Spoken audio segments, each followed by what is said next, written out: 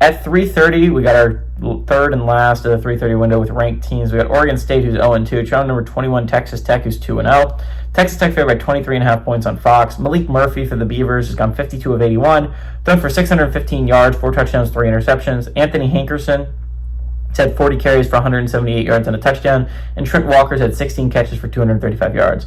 Baron Morton for the Red Raiders gone 34 of 46, thrown for 459 yards, 7 touchdowns, 0 interceptions. Adam Hills had 23 carries for 205 yards, and Coy Eakin has had 6 catches for 106 yards and 2 touchdowns. Texas Tech is 1-0 against Oregon State all time. They played in 1959, and Texas Tech won a squeaker 15-14 at home. I don't think this is going to be that great of a football game. Again, Oregon State has not looked good to start the year. They've honestly looked really, really bad. And Texas Tech has looked like the part of a team that can compete for a Big 12 title and go to the college football playoffs, right? Texas Tech has looked awesome so far this year. They look like the Big 3 in the Big 12. I talk about the Big 3 in the Big 10 all the time, Oregon, Ohio State, and Penn State. It looks like there's a Big 3 in the Big 12, which is the ranked teams in Texas Tech, Iowa State, and Utah. And talking about Utah, Texas Tech is getting ready for a absolutely massive game next week against Utah. That is going to be a game that is likely going to have who wins the Big 12 implications at the end of the year. It's an insane way to start Big 12 play for Texas Tech. On the bright side, if you're Texas Tech, you avoid some other teams that I think are going to be really good this year. You avoid the Iowa States, obviously, of the world. You avoid the Baylors of the world.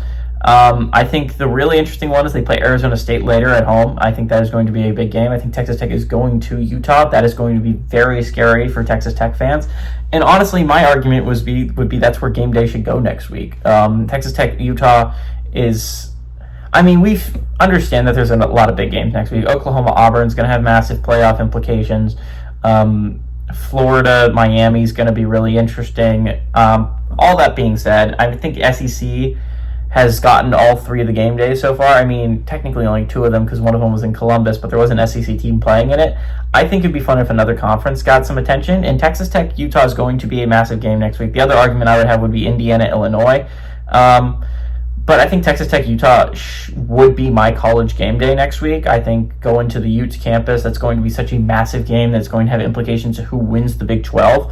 All that being said, I think Texas Tech is one of the most explosive offensive teams in the nation. Oregon State's defense has not shown an ability to really get stops defensively, and they haven't shown an ability to keep up with people offensively, as shown by Cal blowing them out.